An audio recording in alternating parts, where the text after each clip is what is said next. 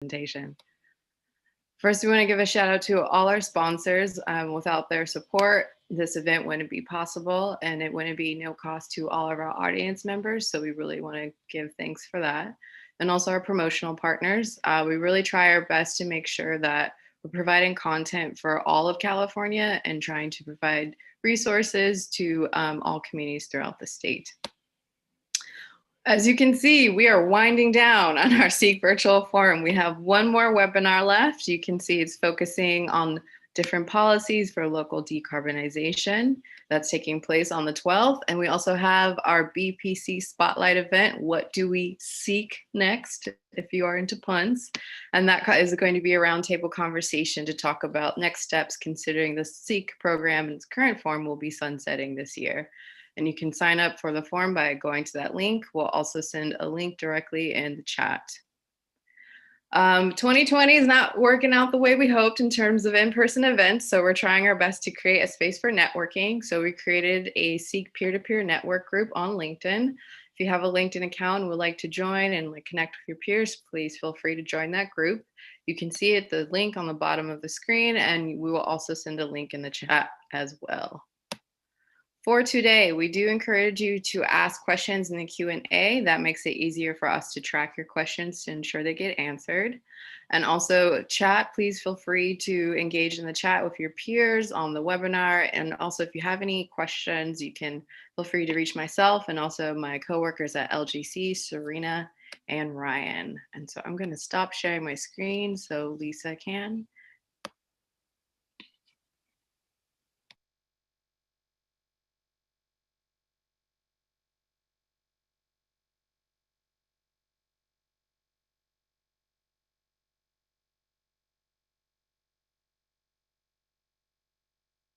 And feel free to start, Chris, when you're ready.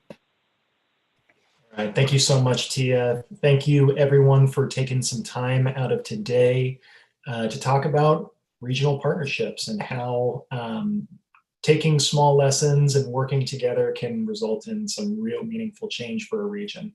Hopefully this is a good distraction, good 75-minute distraction from the other stuff that's going on out there right now. Maybe less doom scrolling and refreshing of news sites over the next 75 minutes. So hopefully we can be a pleasant distraction.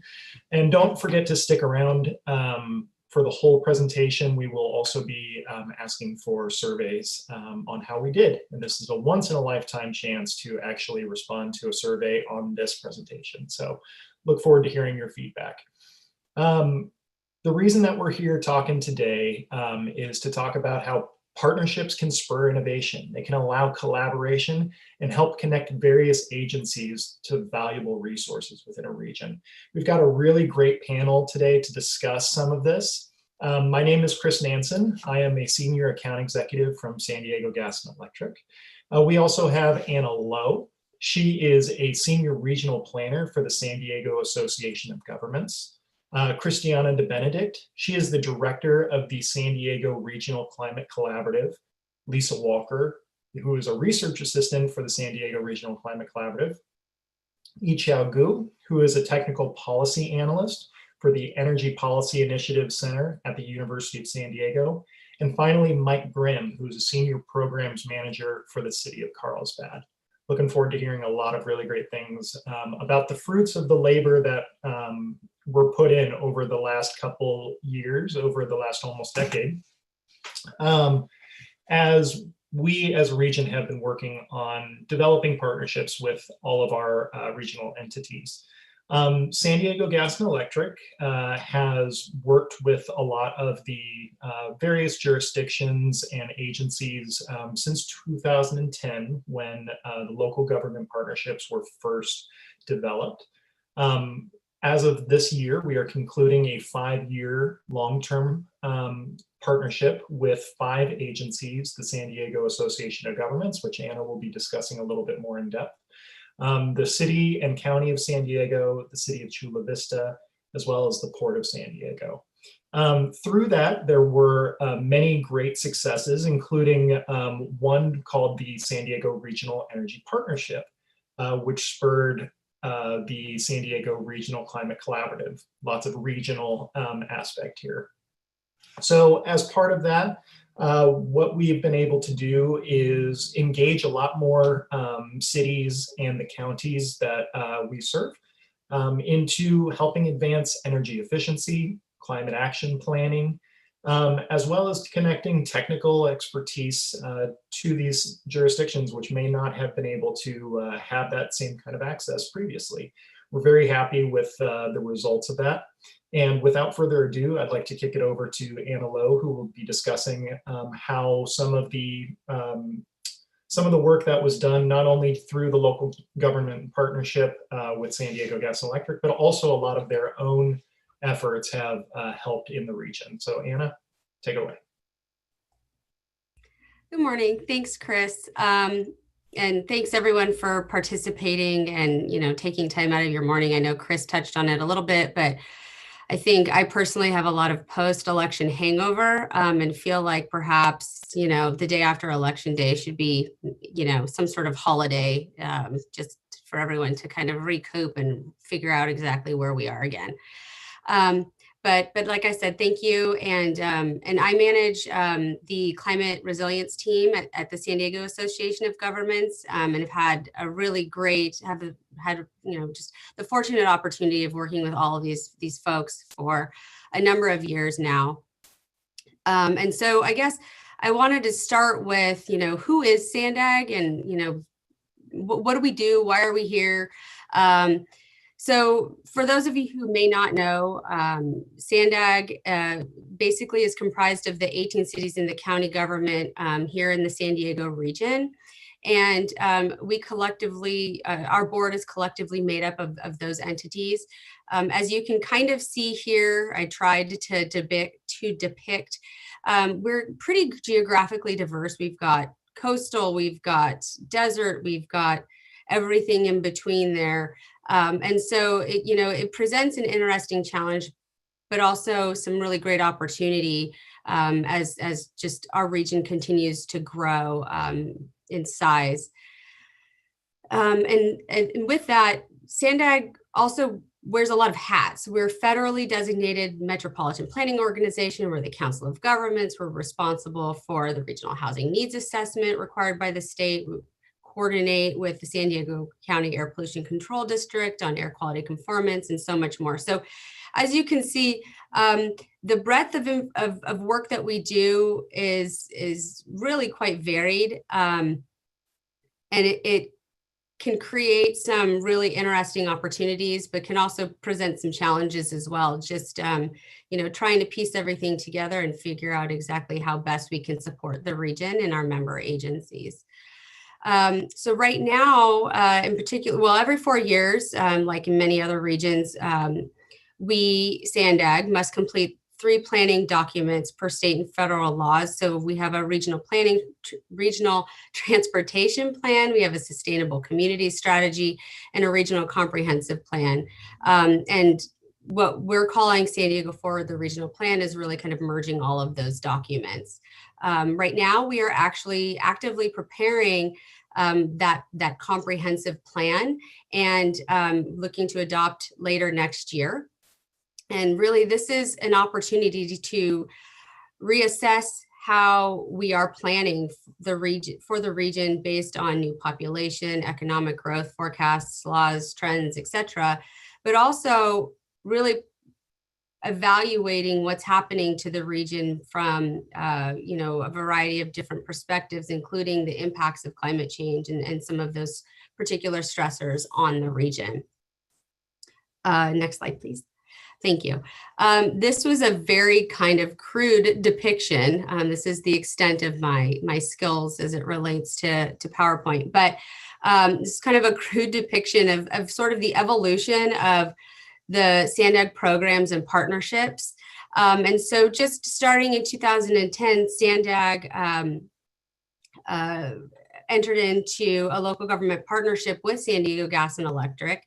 And we are one of 5. SANDAG's partnership is one of 5 in the region. So there's the county and the city of San Diego, respectively, the city of Chula Vista, and then a non-member but a member agency, but one of our advisory agencies, the Port of San Diego.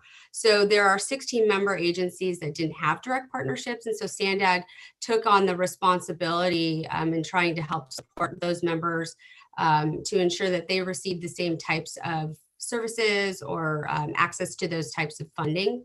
And really all of this, in conjunction with helping our member agencies, was also helping to implement our regional plan.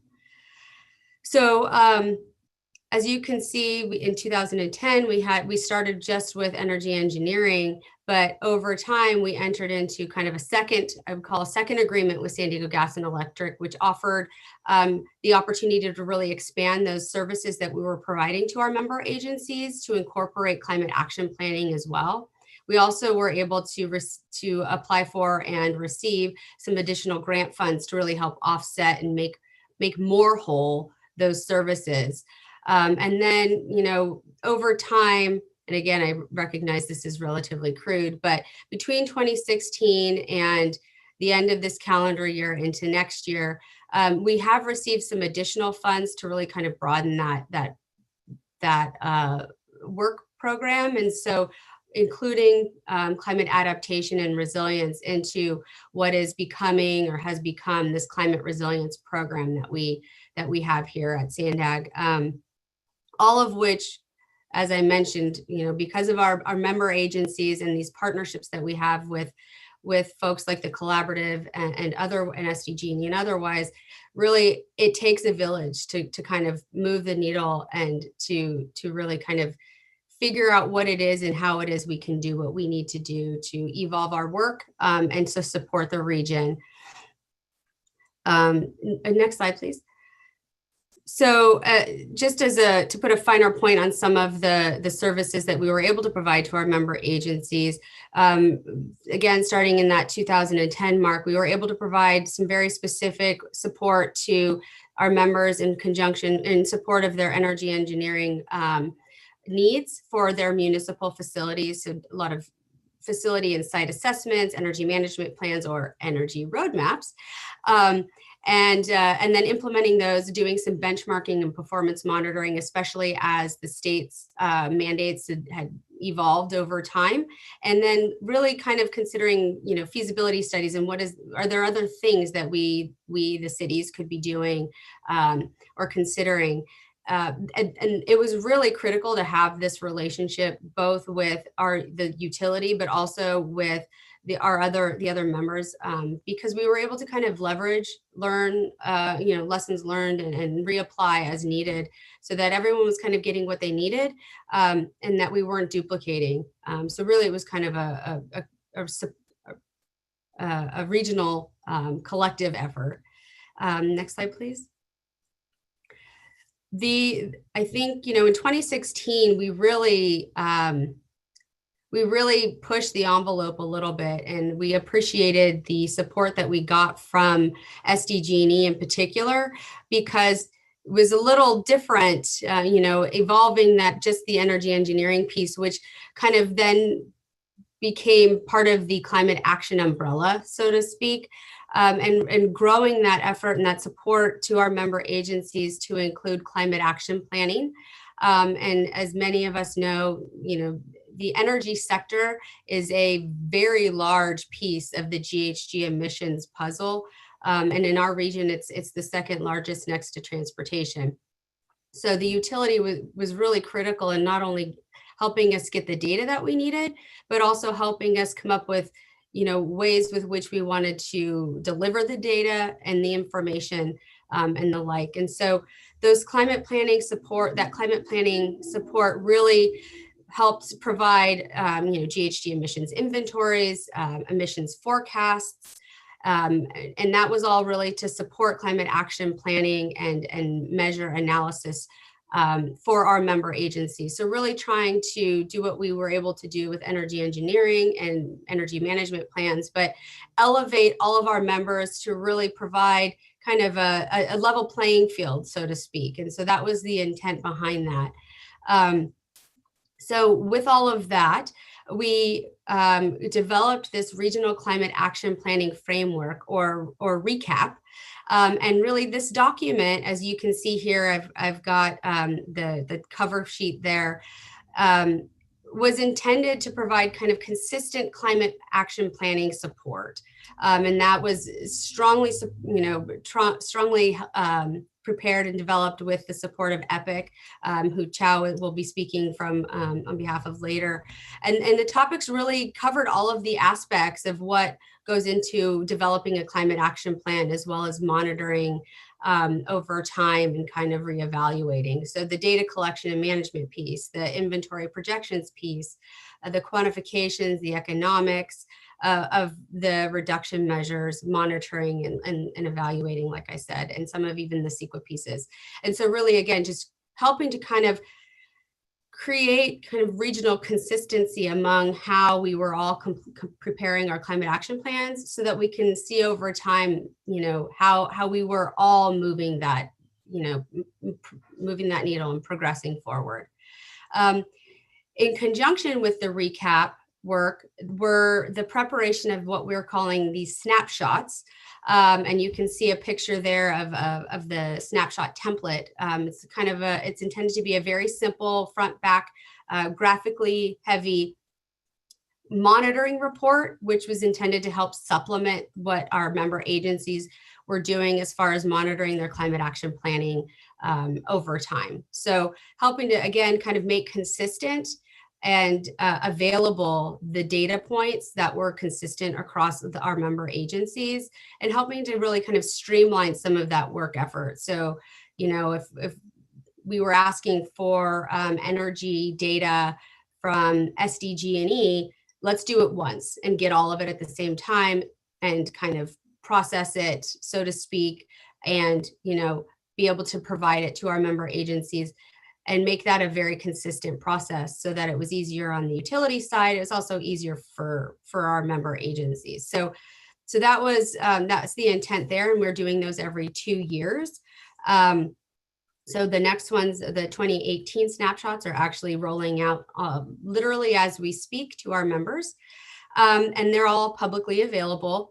And speaking of publicly available, leveraging some additional grant funding, we just launched the Climate Action Data Portal, which is essentially taking all of the data that we're putting into these snapshots and putting it on a web-based platform, and making it available to anybody and everybody who is interested. So that's all publicly available now.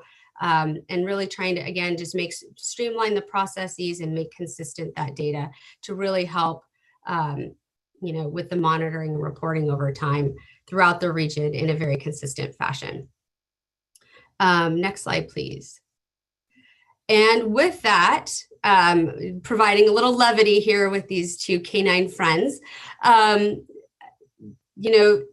all of these things are happening, and there's collaboration throughout all of the various processes, whether it's energy engineering, climate action planning, even with some of the other work under our climate resilience umbrella as relates to adaptation, shoreline management, and some of the other work that we're all working on actually together for looking at some of the economic and equity components of climate planning longer term. Is this critical element that is collaborating with all of these people and others. Just again, to kind of provide some history, I've been doing this for a very long time. I'm literally physically one of the original local government partnership folks working on some of the collaborative efforts here. So I think I've just officially dated myself, but really, part of, or what I guess initiated a lot of this collaboration more quote unquote formally was the San Diego Regional Energy Partnership, which evolved through a lot of what the other parts of the state were working through in the regional energy network space.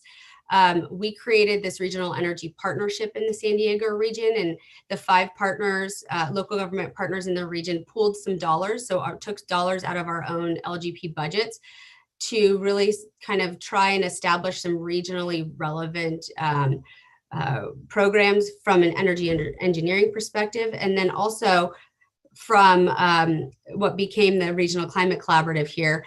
That was one of the kind of initial and one of the primary initiatives under the launch of the SD rep. And really, without the collaborative, so much of the work that has gotten done from, 2016, 2011, really, for the collaborative and beyond, is work that we and many of our own organizations weren't able to do. Either we didn't have the blessing from our leadership, or it was just kind of new and different. And really, it was hard to kind of tie to one particular, program area. And so the collaborative really offered an umbrella for us to kind of get together and figure out what it is the region needed, didn't have, and how we could progress forward, and really exploring some new opportunities. And the collaborative was really able to seek additional funding to do a lot of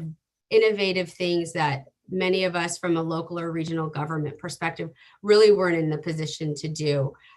So it really created a fantastic forum, an opportunity to push that envelope beyond what our agencies were able to do. And anecdotally, we all really like each other, and it was like a great opportunity to have to work together more.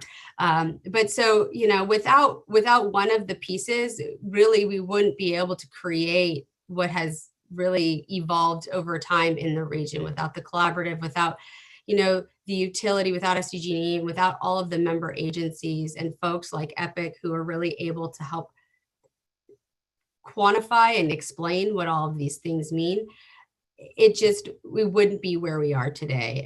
And so I guess with that, I will conclude my particular portion of the presentation. I know we'll take questions and answers later. So I'll kick it over to Christiana, who will take over. Great. Thanks, Anna. It's really nice to hear about some of the history here. And I think I learned something new as well. So good morning, everyone. My name is Christiana De Benedict. I'm director of the San Diego Regional Climate Collaborative. I'm really excited to be here today and share with you a little bit more about our place in this context and our role in furthering some of the energy efficiency work. So let's see, next slide, please. So just to kind of orient around us as an entity, the San Diego Regional Climate Collaborative, we're a network of cities and public agencies. As Anna mentioned, we've been around for almost a decade here. And I think really our longevity speaks to the value we play in this space as a coordinating entity and working in partnership with those on the phone today, and having historical connections within the region with some key players. So we really value and see the importance in partnerships, and one of our kind of key I'd say focus areas and activity focus areas is some of the items you see here listed. We really function as a network and as a community, working to engage our members, working to strengthen our resources under the umbrella of building climate resiliency, leveraging our network's capacity and collaboration capacity, and in particular, and as of late, I'd say focusing on establishment of strategic partnerships. This is just a sample of some of our programs. We do work across a variety of different topical areas. We have work we've done, significant work in the coastal resiliency space and managing a sea level rise working group. We've conducted programs in climate smart water, and also currently working in the adaptation space, having recently completed a adaptation needs assessment for the region in partnership with SANDAG and others. But we're really here today to talk about our energy efficiency work. And thanks, the slide just moved. And really talk about some of the resources that we've developed with this focus on energy efficiency, and in particular in the development of our energy efficiency story map. And so this was really an effort from this last year. We would support and input from the San Diego Regional Energy Partnership, our partners with SANDAG and SDG&E. We curated and developed this ESRI story map. And the goal of the map from the beginning was really to tell the story of local climate planning, and then specifically highlight how energy efficiency measures captured within the climate action plans are helping to reduce these greenhouse gas emissions. And so we really use this as a platform to engage people in more of a story-like format, and also present some of the energy efficiency work with a case study model, doing a little bit more of a deeper dive into some of these stories, and really trying to pull out some of these best practices. So with that, I want to turn it over to our lead creatives and developers on this story map, Lisa Walker and Yi-Chao Gu. And Lisa is a research assistant at the San Diego Regional Climate Collaborative. She's been working with us now for a couple years. She has a background in economics and the Australian community development sector, and has really taken the lead in development of this resource. And Yi-Chao Gu is the technical policy analyst at University of San Diego's Energy Policy Initiative Center. As Anna mentioned too, SANDAG has a significant working relationship partnership with EPIC, and Yi-Chao has worked on a lot of development around greenhouse gas emission inventories for the cities, assessing mitigation measures for local jurisdictions, and developing and maintaining and updating tools and models. And so her input has been really valuable in the development of this resource. So with that, I will turn it over to Lisa. Thank you, Christiana, and good morning to everyone that's online. So first off, I want to thank Chris, our moderator for today, Anna, and also the whole SEEC team for pulling this webinar together, and all the other interesting webinars that they've coordinated over the last few months. So as Christiana said, my name is Lisa, and I work at the Climate Collaborative, and I'm here to step you through our new ESRI story map. Before I get too far, I do have a strong Australian accent, so hopefully that's not too distracting, but I'll do my best to be as clear as possible. So we've developed this story map as part of our collaboration with the SDREP group, as Christiana mentioned. And our goal was really to increase the visibility of what's happening in the energy efficiency space and encourage jurisdictions to look at energy efficiency and local energy ordinances as important climate action plan tools. So we were able to use the story map tool to map climate action plans and energy efficiency measures in the region. And in 2020, I guess where everything had to pivot online, it's been sort of a great tool that we've had to be able to share with our region and to the broader audience like we are today. And it's also an interactive tool that's sort of live and that we can continue to come back to and refine. So now I'm going to switch my screen over to the story map. So we'll flick it through to here. So hopefully you can all see the story map clearly. Before we get to the specifics of what we'll see below, I just want to give you a little bit more background on the project. So we started working on the story map last year and finalized it early this year in 2020. So as Anna mentioned, we have 18 cities in the county of San Diego, and it's not always easy to see what everyone else is doing.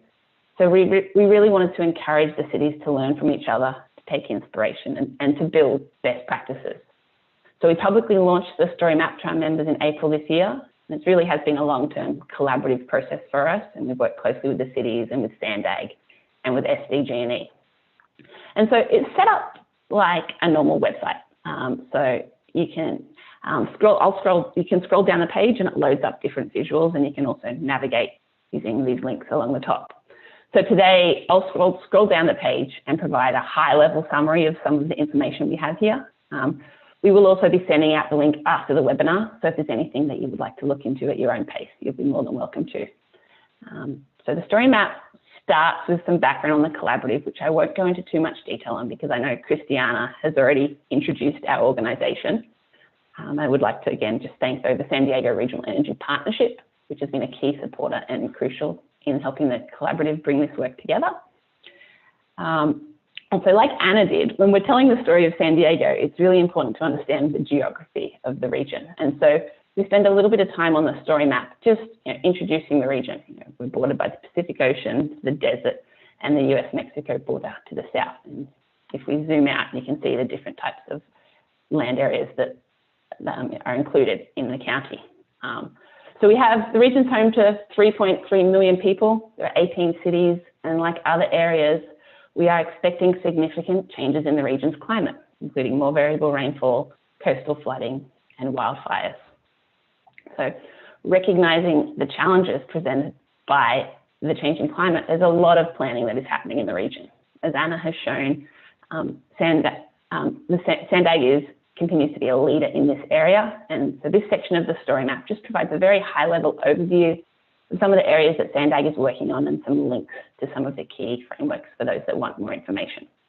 Now, in terms of climate action planning, as Anna mentioned, San Diego collaborates with local agencies on regional climate action planning framework, and it's working to identify consistent methods and best practices for preparing climate action plans, and also provides technical assistance to cities that are developing their climate action plans. So now looking at the jurisdictional level, climate action plans become an important tool to quantify local level emissions and help with planning and actions to reduce greenhouse gas emissions. So this map that you can see here just shows the status of each jurisdiction's climate action plan. So you can click on a city to learn a little bit more. You can see when the CAP was introduced or last updated, and there's also links to download the climate action plans.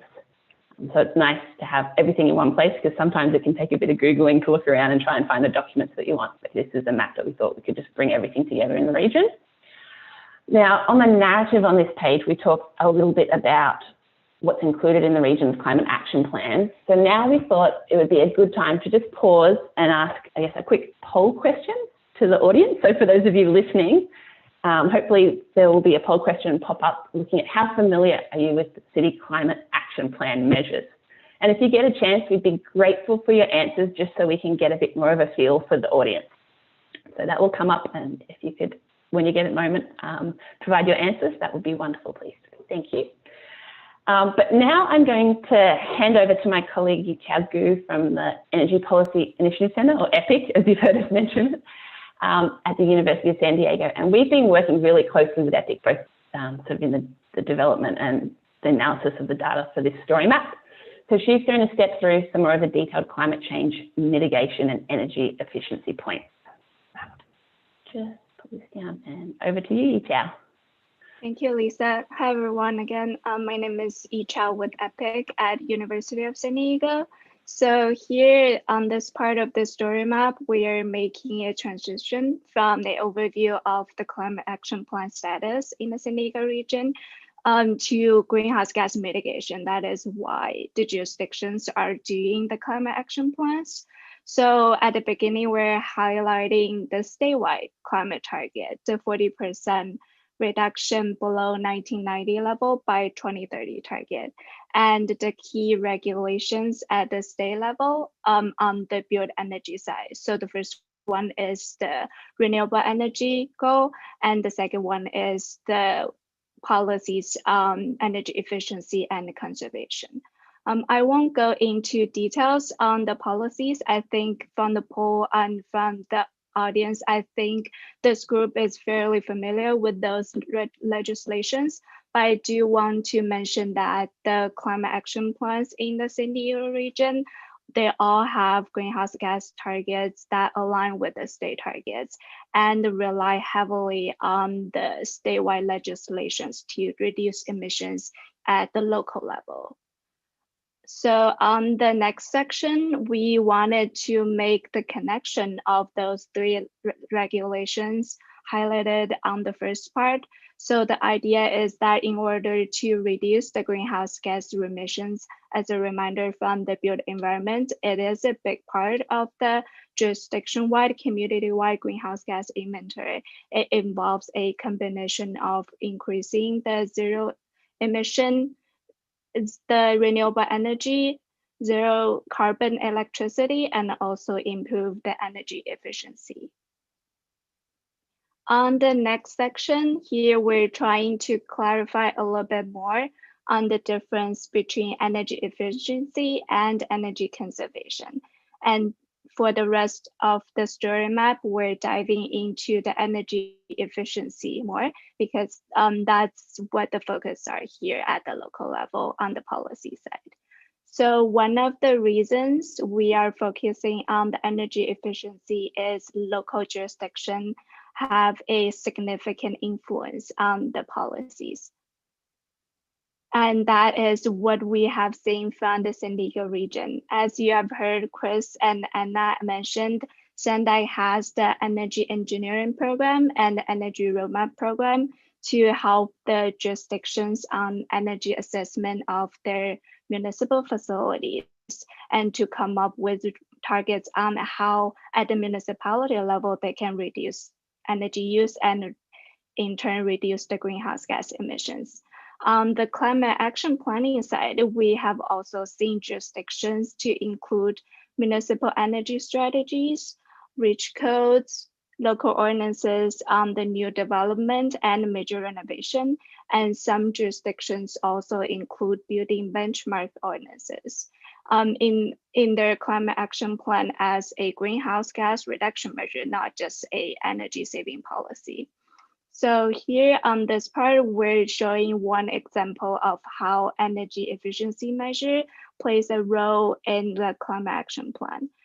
This is pulled from the City of Encinitas climate action plan.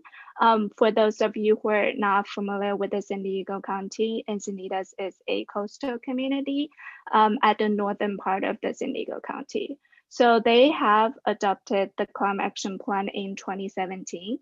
On the right-hand side, those two full bars represent their greenhouse gas emission in the year 2020 and in the year 2030. Those are the two target years for the city cap. So from top down, those are the cap greenhouse gas reduction strategies. Those include the legislations, the impact of the legislations at the state level. So there you can see there's a slide shows utility and the state energy efficiency program. So those are the expected greenhouse gas reduction expected from new codes and standards, from utility incentives and programs, things like that. And for the City of Encinitas, it also includes a building energy efficiency strategy as a local action.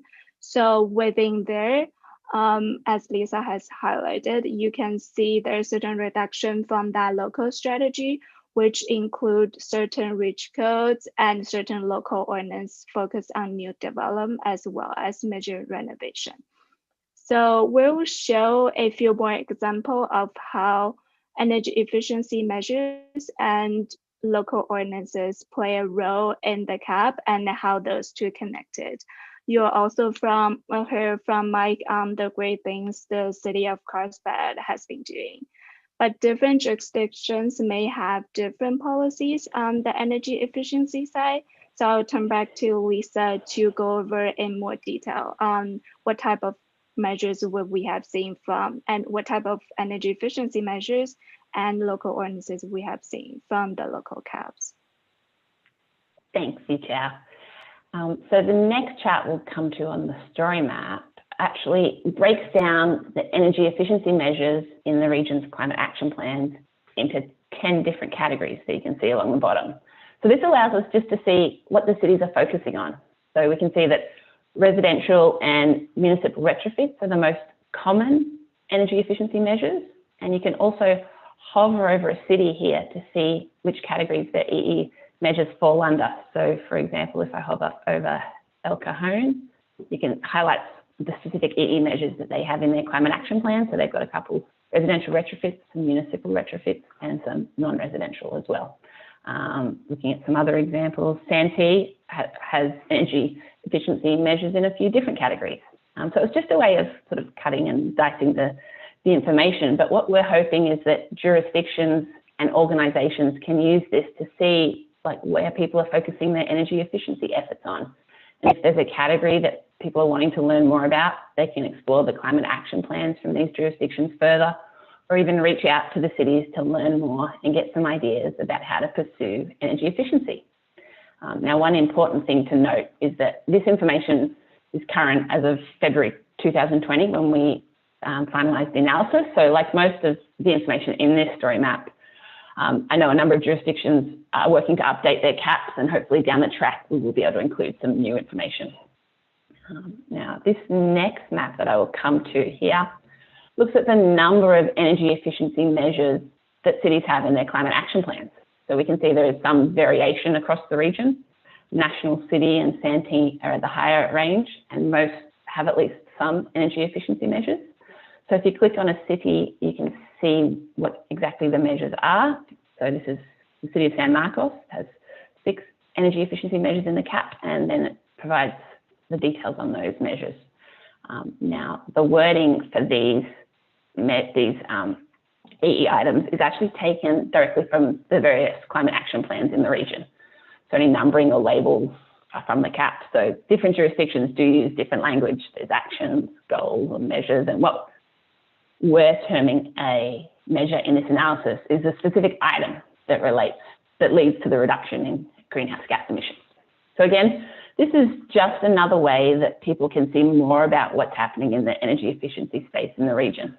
In terms of next steps for this analysis, it's one thing to just count energy efficiency measures, but what we would really like to estimate is the reduction in greenhouse gas emissions predicted as a result of these measures. What's the impact? And so we know that there's starting to be some work happening in this area, and if or when sort of the information becomes available, one of the benefits of these types of online tools is that we can update it and we can bring that information to a broader audience. So if we keep scrolling down, the next map on it that hopefully has come up on your screens looks at local reach codes. And so what we show here are the jurisdictions with adopted local ordinances that are linked with their climate action plans. And the ordinances that we show here are the ones that surpass the state energy codes. And specifically, we're referring to the Building Energy Standard and the Green Building Standard. So again, we wanted to highlight the cities that are going further than the state codes, just to demonstrate who's taking action and to encourage leadership on climate and energy issues. So if you click on a city, you can see the city of San Diego has a building energy ordinance that exceeds the state code. And we put in a few more details. We've also highlighted the specific climate action plan measure that the ordinance relates to, and then there's some links as well if people would like to learn more. I know we have Mike from the city of Carlsbad coming on after, so we can click on Carlsbad and see a little bit of information on some of their ordinances, and again, lots of information for people that would like to dive in further. So we recognise that local ordinances often group all energy related topics together, and so this map does include ordinances on energy conservation, energy benchmarking, electric vehicles, renewable energies, and water heating. I know some of the jurisdictions in our region are in the process of doing more with reach codes. So for example, Encinitas is currently working on an interim update to their cap and revising some of their measures and reach codes. So there's definitely a lot of action happening in this space. We've also provided a link to the new Local Energy Codes website, which has some great mapping tools and resources for those of you looking to take more action on reach codes and what's happening across the state. So definitely, if you haven't seen that website down here, I encourage you to check it out. Now we're coming up to the last part of this story map, which looks specifically at energy efficiency projects that are happening in the region. So we've worked with a number of different organisations to complete some detailed case studies, which are the blue circles that you can see on the map. The first one I'll click on is just a case study on the San Diego County's new building automation system, which really changed how the county uses energy across their large building portfolio. So if you want more information, the pop-ups have a little link, which for the detailed case studies will open up a separate website with some more information. We've also provided some quick summary on some projects. So for example, the City of Chula Vista is running a climate action challenge. So there's some information and again, some links if you want to learn more about the project. One particular project that I did want to highlight is the San Diego Airport's Strategic Energy Plan. So that's this blue dot that we'll find here. So the plan incorporates a number of energy efficiency and conservation projects, and it looks to establish more dependable energy sources for the airport and offset greenhouse gas emissions. Again, on this pop-up, we have a brief introduction to the project, but if you click the link here, it will take you to the detailed case study that, sorry, we're just,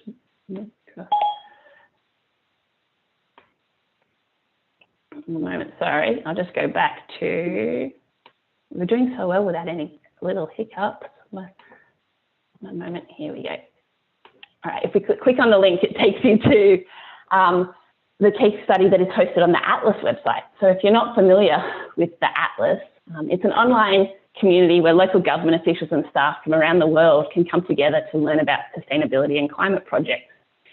And so people can post questions, browse case studies, and connect with the, I guess, the key agencies. And at the Climate Collaborative, we've developed a strategic partnership with the Atlas, and we're encouraging our members to dive into the website and see what they can learn. So if you haven't heard of it before, the website, which you can see at the top here, is just theatlas.com. So again, I encourage you to check that one out and have a look through it.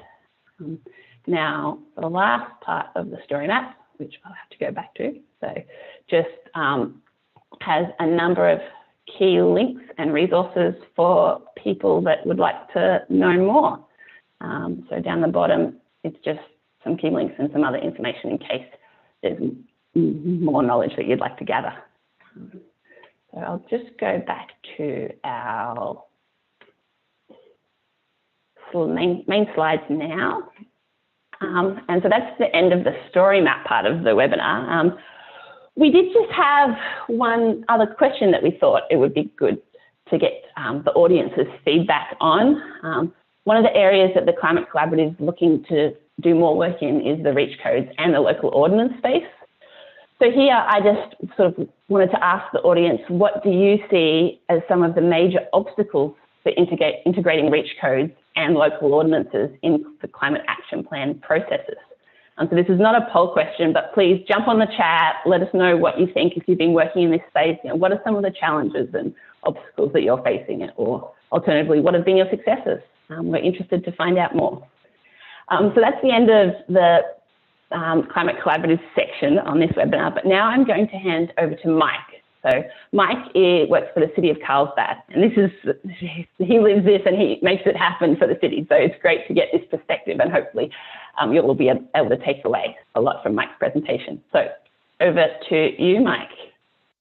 Okay, thank you, Lisa, and thanks to all the previous speakers. Hopefully those of you attending the webinar can see how fortunate jurisdictions are within the San Diego region to have all of these resources and all this collaboration. And as Anna pointed out, we all really enjoy working with each other, which makes it a very productive and a happy experience.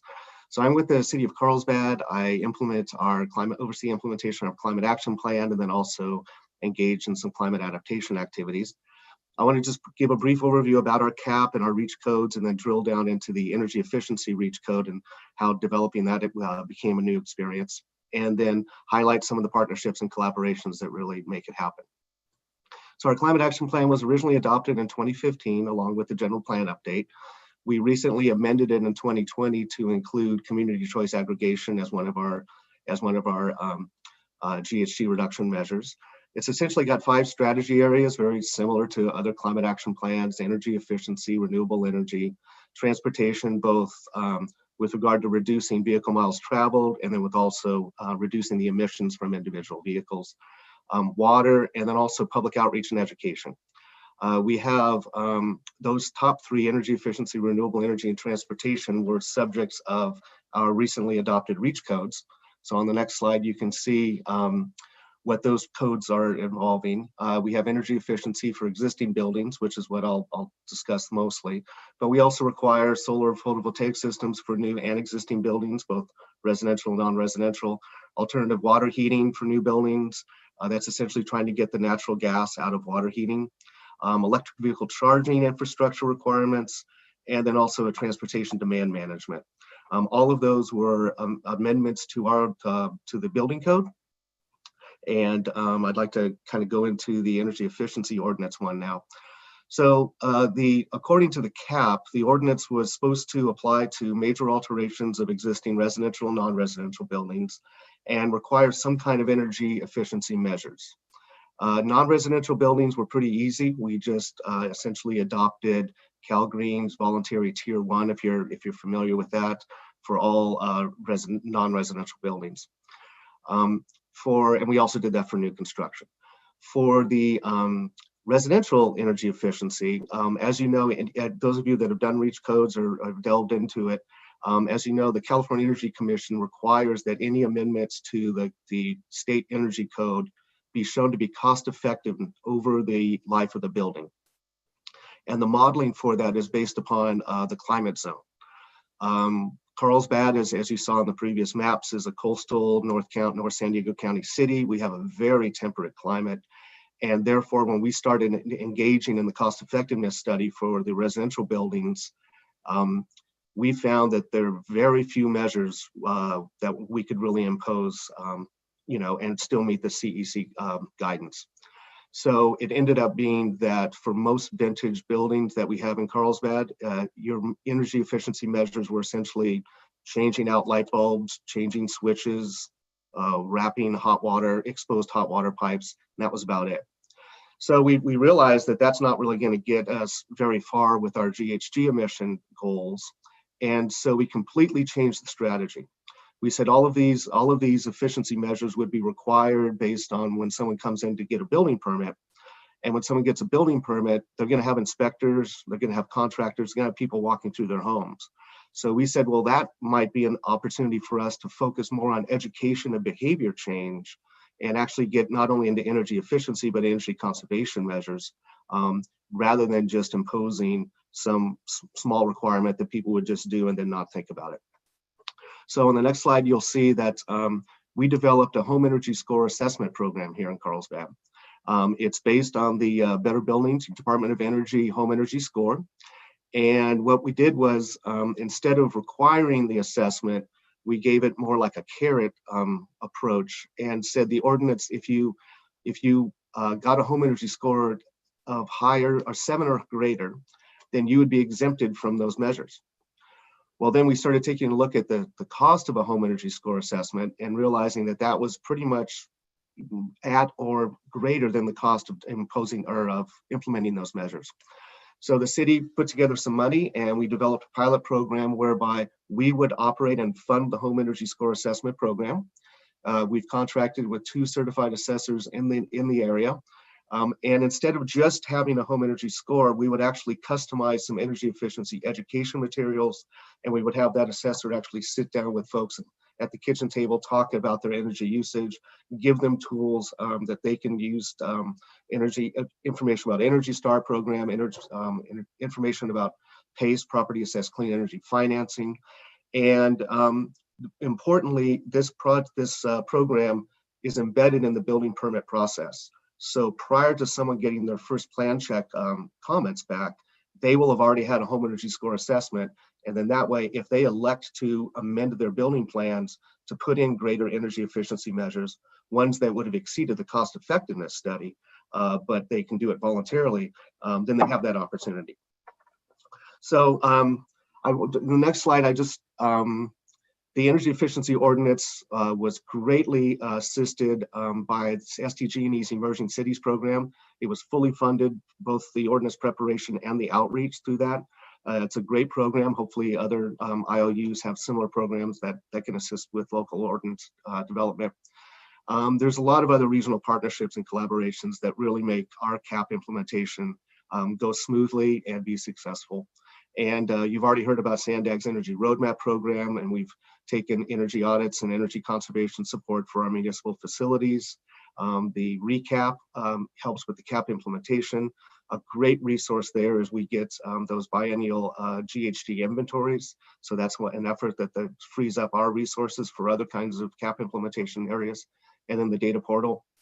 And then certainly last but certainly not least, the San Diego Regional Climate Collaborative. I think you've seen through Lisa's and Yichal's and Christiana's presentation how valuable that is, not just from the tools you have, but also the power to convene jurisdictions and have us all help each other. It's I think there's most CAP implementers in the San Diego region feel very comfortable just picking up the phone, talking to another a fellow implementer, and bouncing ideas off of each other. So there's also some statewide collaborations that I wanted to mention. The statewide Reach Code program, the portal for Carlsbad's involvement in that came through our local SDG&E support. So once again, thanks again to SDG&E for that. And you saw the local energy codes link at the bottom of the story map. If you're ever interested in pursuing Reach codes, I strongly recommend going to those links. There's a lot of great resources, a lot of cost effectiveness studies have already been concluded and such. Energy Upgrade California, if you're not familiar with that, they provide materials for energy efficiency outreach and education. And then also the California Green Business Network is a larger sustainability network, but they also assist businesses with energy efficiency. So once again, thanks to our partners in the region and in the state. And that concludes my presentation. I'll turn it over to Chris. Thanks. Thank you so much, Mike. We will now move into the Q&A portion. There have been a couple questions that have come in throughout the presentation. And so the first one that I wanted to really dive into is for Anna and Yichao. The question is, how are local public school districts and community college districts greenhouse gas inventories reported? Are they individually reported or are they rolled up? So I'm going to start answering this question, and then I'm going to hand it over to Yichao, who is actually the brains behind the operation. But so the support that Sandag has been providing in helping provide, create or prepare these climate action plans has kind of been captured through that recap document that I mentioned. So with that backing up, let's see, I'm answering actually two of those questions at the same time. Sandag is providing that support and doing those calculations specifically for the municipal, or I'm sorry, the city boundary. So everything within that, and supporting the city's goals and needs and desires to prepare climate action plan for their jurisdiction. And so when it comes down to kind of identifying those specific pieces, whether it's a school district or otherwise, I think although there's a lot of coordination among the districts in many cases with the jurisdictions, I think that is where things get a little bit more technical. And so I will pass it to Yichao to kind of clarify perhaps a little bit on that. Yeah, sure. So, Anna, I think you kind of covered this. So we do greenhouse gas emission under the Sandag Recap program at the city level, the community-wide level. So emissions within the city boundary, things like what the audience had asked, the San Diego Unified School District, other community college district, their emissions from their energy use, their vehicle miles traveled would be included as part of the community-wide inventory, but they're not parsed out specifically to show what their contribution or their slice of the pie looks like. But I know that many community college district, unified school district, and we also have major universities, colleges in the San Diego region. So many of them are doing their own greenhouse gas calculation. For our campus, University of San Diego, we have our own climate action plan. The target is aligned with the City of San Diego's climate action plan target. And also for some other jurisdictions, they include the great things the school districts have been doing as their CAP measures. So for example, some CAP measure would be install PV system at school district's parking lot and include the Safe Routes to School program, the motion from their employee commute reduction on the vehicle miles traveled as part of the CAP measure. So in that sense, it's included, but it's not teased out like when maybe you wanted to see.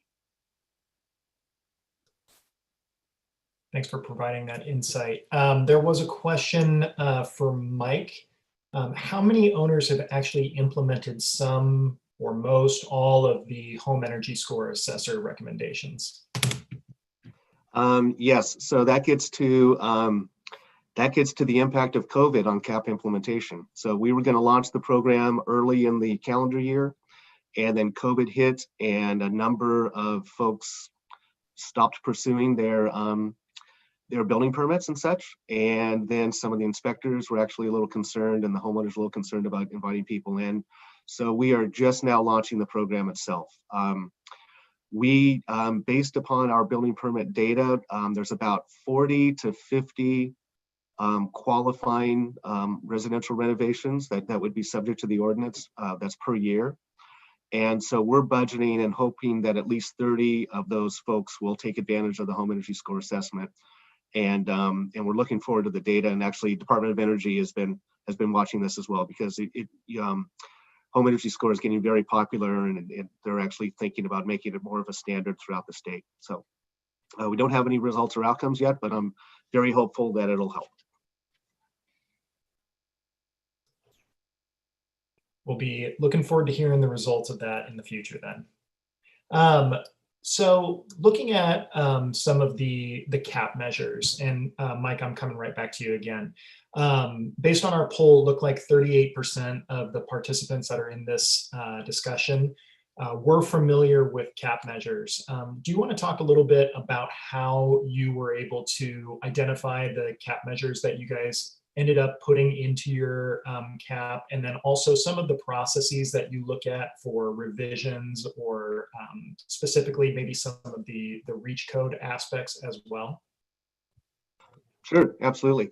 So as I mentioned, our CAP was developed coincident with our general plan update, which meant a lot of folks were very, very busy trying to develop policies, and we weren't that familiar with climate action plans. So you'll find a lot of our measures, we have a large measure that will cover, say, energy efficiency, and then a number of actions below that. And then we have a goal for the energy for that one measure. And so therefore, we're hoping that the combination of either mandates or education and outreach and assistance will cumulatively reach that goal, the GHG reduction goal for that measure. We started out actually being relatively, based more on encouragement, and based on some very, how should I say, targeted and emphasized input from some environmental advocates, along with what was going on with the County of San Diego's CAP at the time. We switched over to the reach codes. So it was pretty much based on public input, and then and driven by the policymakers to say we actually wanted to do the reach codes. If we were developing our CAP now, I would recommend almost in some aspects going backwards and making sure that any measure or any action you have in there is easy to, you can successfully monitor and you can evaluate success. We, for instance, have a measure in there that says we want to switch out incandescent light bulbs. But how do you measure that? Do you go door to door, asking people, did they switch out their bulbs? So making sure that it can be implemented, and then also that it can be monitored, I think are really important for evaluating measures. Thank you very much. So there was a question posed regarding community choice aggregation. How does that fit into the collaboration efforts? I also want to kind of take a perspective of quantification as well with that. So Yichao, would you be able to talk a little bit about how CCA might fit into a larger cap quantification, and some of the challenges that you might have seen throughout your time with the different jurisdictions that are engaging in these community choice aggregations. Yeah, sure. I think there are two things. The first thing is when we're looking at developing the cap measure, we only know what we only knew what had happened at time. So a lot of our planning documents, and we can only use what are the information available at the time. So when a city put in a community choice energy program in the cap, we looked at what are the feasible customer opt-out rate at the time, what would be the feasible renewable target for a future year, 2030, 2035. So that's what they put in the cap. And also there are statewide policies, renewable portfolio standard on what is the statewide mandate for all the energy provider, including the IOUs and also the CCA, CCEs.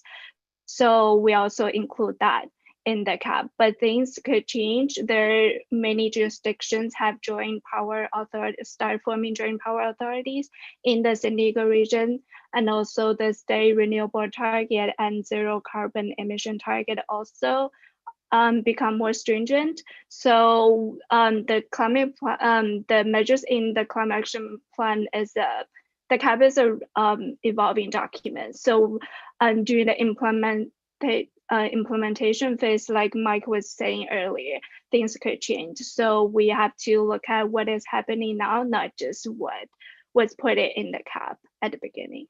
Does that answer part of the question, Chris?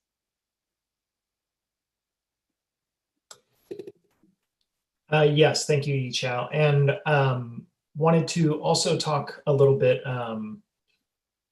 I'll kick this one over to Christiana. So talking about the Climate Collaborative and trying to build on lessons learned of, San Diego being a very unique territory with, I think last count was 3.4 million people, 1.4 million being in San Diego alone. And as Anna kind of touched on, 18 very different jurisdictions with different priorities and goals. We've talked a little bit about some of those. What are some of the lessons that you've learned, Christiana, leading this collaborative that you might want to be able to pass along to other jurisdictions and other groups here? How much time do I have? Let's see. Well, I guess top of mind here in terms of facilitating collaboration across a wide and diverse membership. I mean, I think, we have a very strong advisory board. We have representation within a smaller group of folks that, have sort of far-reaching networks and also just expertise and a real local perspective within different cities and jurisdictions. And so I think, starting just from a leadership perspective and having support from a strong leadership group and board is really critical. I think we also have facilitated smaller working groups.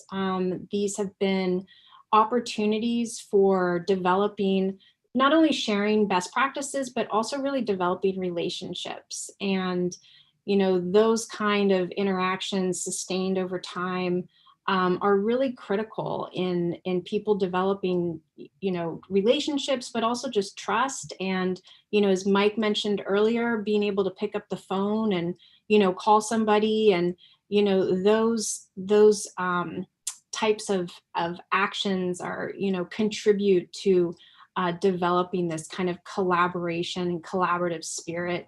And so I think, there's a lot of behind the scenes kind of, I want to say machination, but just facilitating these kind of connections and sustaining those. And I think that in all of our different, especially SANDAG and a lot of the working groups that they also facilitate, there's just a lot of those kind of sustained opportunities for connection and communication. And then, I think lastly, there is the importance just of fundraising and bringing in, sustained dollars that are going to help meet the needs of different jurisdictions and members, making sure that we're responsive to them, making sure that we have a strong communications focus, not only communicating out, but facilitating communications, and really, trying to really meet the needs that are out there that are being expressed. So those, I'd say, are some of the top maybe lessons learned that come to mind. And we still have time for a couple more questions, so thanks. Anna, wanted to also kind of pose the same question to you. You mentioned that as part of the roadmap program, you serve 16 different jurisdictions. And looking at how each of those jurisdictions are pretty different, what lessons learned have you seen in keeping them engaged and keeping them moving towards this goal of reducing greenhouse gas emissions, and how has the CAP really played into that? Oh, that's a tough one, Chris. So, I think to Christiana's point, ongoing relationship building and communication has just proven critical beyond measure. And recognizing that there's so many things happening in the region and throughout the state, that communications piece among, entities like SANDAG and the collaborative outside of just our membership and our seat on the steering committee has proven invaluable. To then ensure that we as in the collective, we are providing what is needed to our member agencies, and specifically to those 16 that don't have partnerships with SDG&E. And I think one of the things that not only myself but the team is really proud of is being able to convene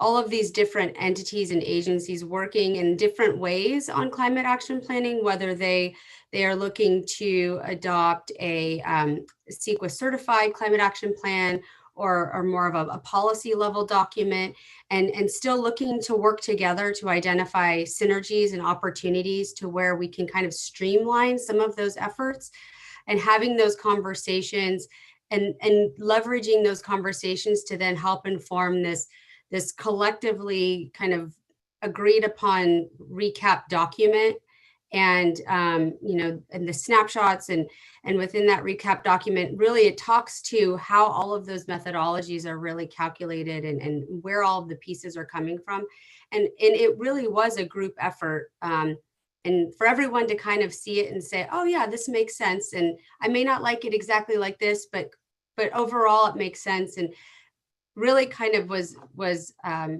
really proud moment. And then being able to pull it into the data portal, make it all available for everybody, really, kind of was the icing on the cake. Thanks, Anna. Lisa, I've got a question for you. First of all, you use the Esri story map. Why did you choose to go with that specific tool? And as you were populating the tool and looking at all of the different energy efficiency efforts that different jurisdictions have done, has there been one CAP that stood out, and why? And don't say Carlsbad, because Mike will start to blush a little bit. Well, I can answer one part to your question, then I'll have to hand over to you, Chow, for the second part. But in terms of the Esri story map, it was actually the development of this tool. It was a journey, and we started off wanting to promote energy efficiency, and we were looking at different ways to get the information out, and we tossed up, do we want to do a normal 2-page document? Do we want to sort of create any sort of a written report? And then the idea of just having an online interactive tool, it really did make sense. We didn't want something that just sat on the shelf. It was something that people can engage with, and it's also easily shared. And Esri had just released so their story map tool's been around for a few years, and then they've revamped it and made it very easy to get into and to tailor. And so it made sense from our perspective to take advantage of the new functionality that they brought into the system and to be able to use that going forward. And so it set us up nicely, I guess, because it's a tool that we can build on. In terms of looking at the actual climate action plan information, that was EPIC's work. So EPIC were the ones that were diving through the individual measures into the climate action plan. So that's I'll ask you to answer that part. Was there any particular climate action plan that stood out from your experience and the information that you were collecting?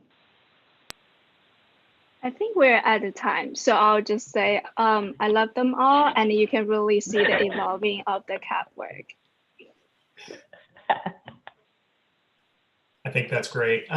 Thank you, everyone. We are at time right now. If there are any questions, the next slide actually has all of our contact information. I'm sure that we would love to hear from all of you, as well as a quick reminder to please fill out the survey. Let us know how we did. Let us know how we can improve.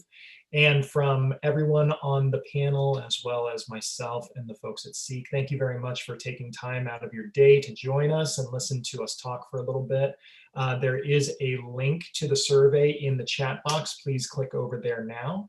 And once again, thank you very much. Have a good one.